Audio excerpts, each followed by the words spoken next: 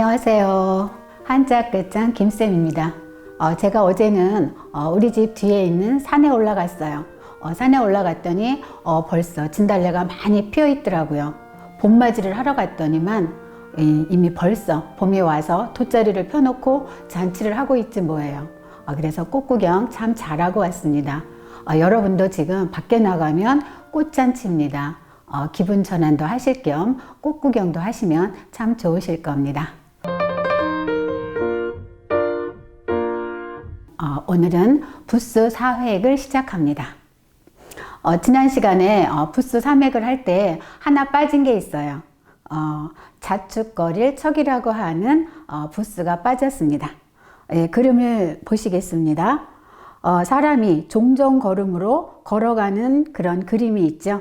사람이 종종거리고 걸어가기 때문에 두 개로 보인다 해서 두인변 또는 중인변이라고 합니다.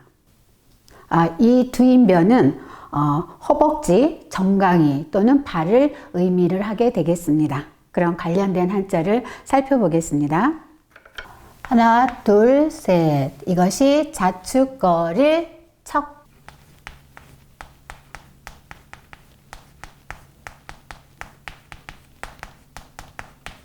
자축거릴 척자.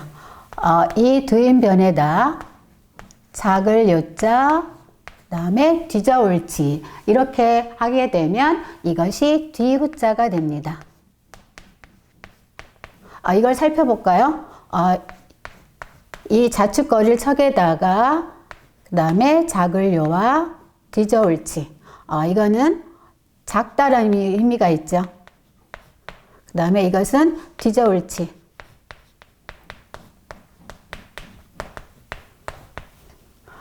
이 글자, 이 뒤후자는 작은 아이가 뒤에서 따라오는 거예요. 빨리 따라오는 것이 아니고 작은 아이는 걸음을 빨리 걸을 수 없잖아요. 그래서 작은 아이가 뒤에서 따라온다. 이게 가다 의미가 있으니까요. 그래서 이것이 뒤후자가 되겠습니다. 그러면 관련된 한자를 하나 더 볼까요? 이자가 있습니다. 이렇게 자축거릴 척에다가 절사자. 이것이 기다릴 때.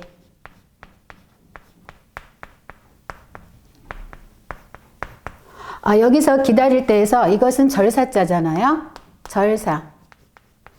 그런데 그래서 여기에 마디촌이 있죠. 이 마디촌은 손에 무엇인가 물건을 잡고 일을 하려고 때를 기다리는 거예요. 그래서 기다릴 때 이렇게 이야기를 하는데 우리 한자는 어차피 기억을 해야 되잖아요. 이 한자 안에 그 부스가 가지고 있는 의미도 가지고 있지만 그냥 기다릴 때 절사 이렇게 하게 되면 사실 시간이 지나버리면 잘 기억을 못 하거든요. 그럼 어떻게 기억을 하냐면 두 사람이 우리 절에 가면 법회를 하죠. 또 그 교회 나가시는 분은 그 교회에서 성당에서 미사가 열리기를 기다리고 이렇게 할 거란 말이죠. 그럼 절에 나가는 사람은 법회가 열리기를 기다린단 말이에요. 그래서 두 사람이 절에서 법회가 열리기를 기다려 해서 기다릴 때 이렇게 기억을 하시면 오래도록 기억을 하실 겁니다. 다음으로 우리가 살펴볼 글자는 마음심자가 되겠습니다. 이 마음심자는 그림에서 한번 보십시오. 사람의 심장을 본뜬 글자예요. 그럼 이거하고 관련된 한자를 보겠습니다. 거기 변형된 부스도 같이 잘 봐주시기 바랍니다. 이 마음심자가 들어가면 말 그대로 마음 또는 생각하다 라고 하는 의미를 가지게 되겠습니다. 하나, 둘, 셋, 넷. 이것이 마음심.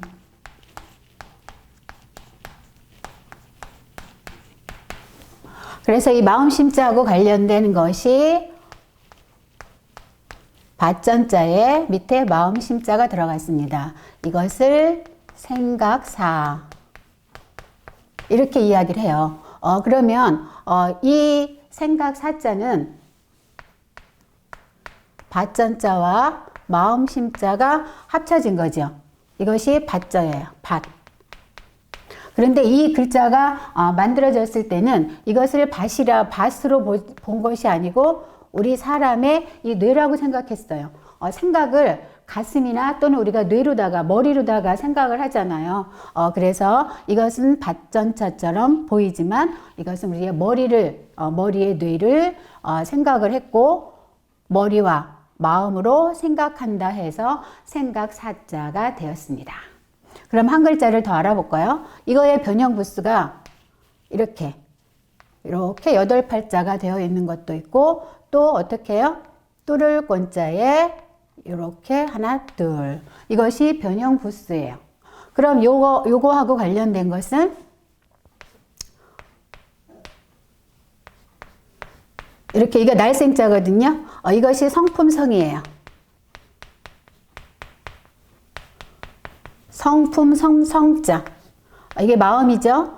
그 다음에 날생자. 태어나는 거예요. 이것이 마음. 이 마음심자가 이렇게 옆으로 좌측으로 와서 붙으면 이것을 우리는 심방변 이렇게 이야기합니다. 그러면 우리가 태어나면서부터 가지고 있는 마음이 뭐죠? 그 사람의 바로 성품이 되는 겁니다. 정확하게 우리는 성품은 태어나면서부터 가지고 있다 해서 이것이 성품, 성자가 되었습니다. 그러면 또 이 부수가, 이 변형된 부수가 붙어 있는 한자도 한번 살펴봐야 되겠죠? 이것은 좌측에 올 때는 심방변. 이렇게 말을 하고 이것은 아래에 오기 때문에 마음심밑 이렇게 이야기를 합니다. 마음심밑. 그러나 다 똑같이 마음을 의미하는 거겠죠. 그럼 이런 자가 있어요. 큰 대자에다가 이렇게 삐침. 이것은 뭐냐면 일찍 죽을 요자예요. 일찍 죽을 요. 이 큰 대자는 우리 사람이 이렇게 또 팔을 벌리고 두 다리를 벌리고 서 있는 모습을 보고 만든 것이 큰 대자잖아요. 큰 대자인데 이 사람이잖아요. 사람이 꽥 하고 이렇게 죽은 거예요. 그래서 이게 사람의 머리 꽥 하고 죽은 거. 그래서 일찍 죽었다 해서 일찍 죽을 요라고 이렇게 이야기를 합니다. 그럼 여기에서 이 일찍 죽을 요, 이 일찍 죽을 요 밑에다 이 마음심 밑을 쓰는 거예요. 이렇게 쓰면 이것이 욕될 첨자가 되겠습니다.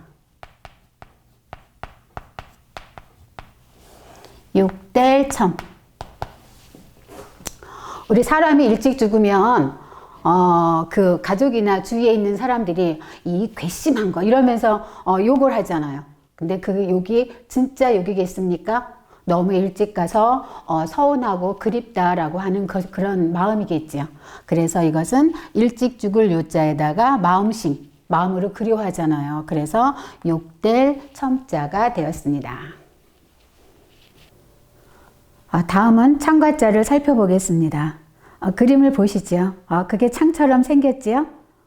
이 창은 나무가 긴 자루 끝에 쇠붙이를 붙인 그런 모양을 보고 만든 글자가 되겠어요. 그래서 이 창과자는 창이나 또는 전쟁을 의미합니다. 그럼 우리가 관련된 한자 병기용자를 살펴보겠습니다. 하나, 둘, 셋, 넷. 이것이 창과. 그러면 이 창과자에다가 이렇게 생긴 글자가 있어요. 이것을 병기용 또는 오랑캐용 이렇게 이야기합니다. 오랑캐용. 이 병기용자는 이 창과자에다가 그 다음에 이거 있죠. 이것은 원래 갑옷을 뜻하는 글자였어요. 그래서 이것은 창이고 이것은 갑옷이죠. 이 창과 갑옷은 병기에 해당이 됩니다. 그래서 병기용자가 됐고요. 요것이 갑옷자가 이렇게 변한 거예요. 그러면 요거하고 관련해서 또 요런 자가 있어요. 이 창과자에다가 이번에는 여기에 이렇게 두 개가 있습니다. 여기는 하나지만 여기는 두 개예요.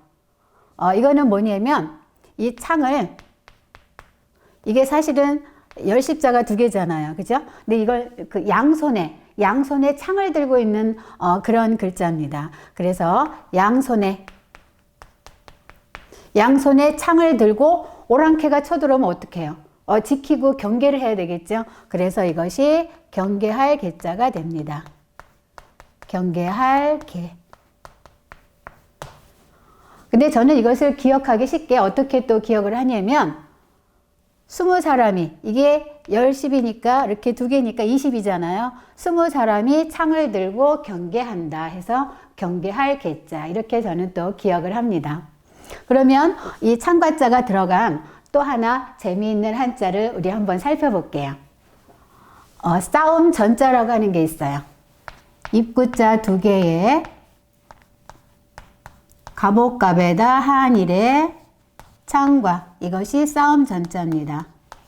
싸움 전.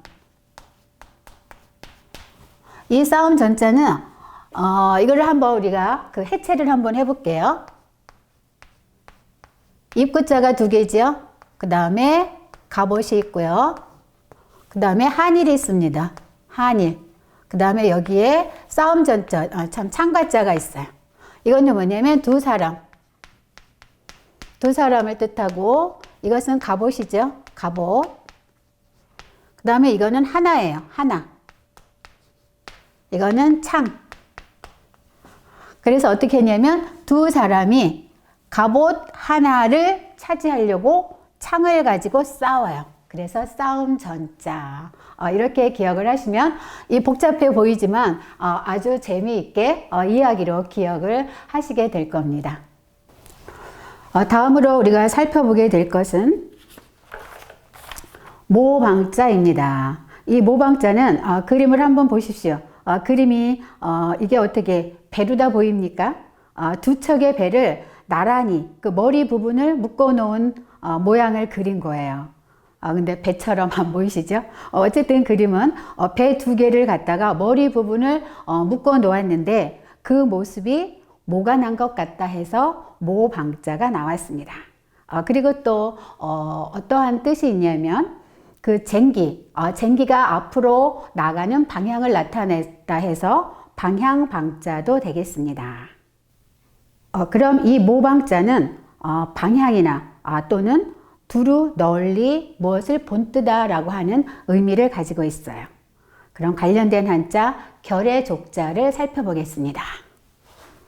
하나, 둘, 셋, 넷. 이것이 모방 또는 방향방.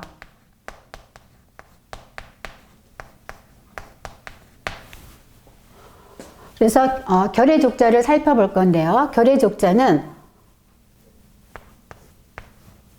이렇게 모방자에다가 사람이 누웠습니다. 이렇게 해서 누운 사람 인에다가 화살시.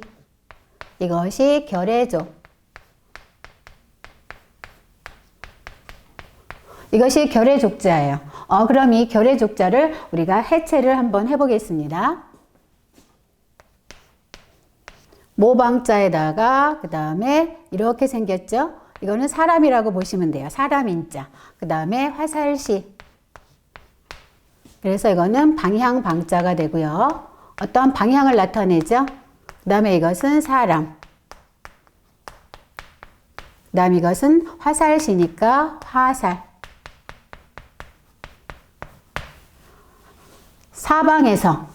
사방에서 사람들이 화살을 가지고 쳐들어옵니다. 사방에서 사람들이 화살을 가지고 쳐들어오면 어떻게 해요? 우리 막잖아요. 우리 다 함께 막죠? 그래서 그렇게 막는 것이 무엇이겠습니까? 한 결의가 되는 거죠. 그래서 결의족자 이렇게 기억을 하시면 잊어버리지 않으실 거예요. 그래서 우리가 한결에 이렇게 이야기를 하잖아요. 다음으로 지게문호자를 보겠습니다. 그림을 보십시오. 문이 나오죠? 이거는 방으로 들어가는 외장문을 본뜬 글자예요. 문이 두 짝이 아닌 한쪽만 있습니다. 그래서 외장문입니다. 그럼 이 글자는 출입구 또는 방, 집을 나타내는 글자가 되겠습니다. 네, 관련된 한자, 방방자를 보겠습니다. 하나, 둘, 셋, 넷. 이것이 지게문호.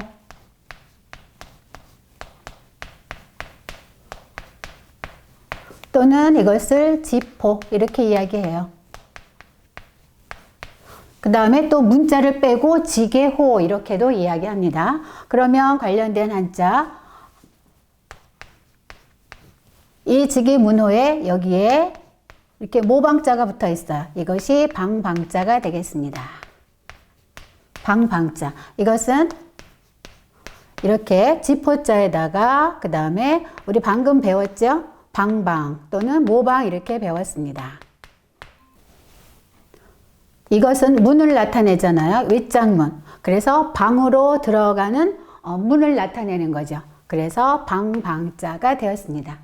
그럼 우리가 다른 한자 바소자를 알아보겠습니다. 바소자요. 지게문호에다가 여기에 도끼 근자가 되어 있어요. 이것이 바소. 이 바소는 어떠한 곳 또는 장소를 말합니다. 장소.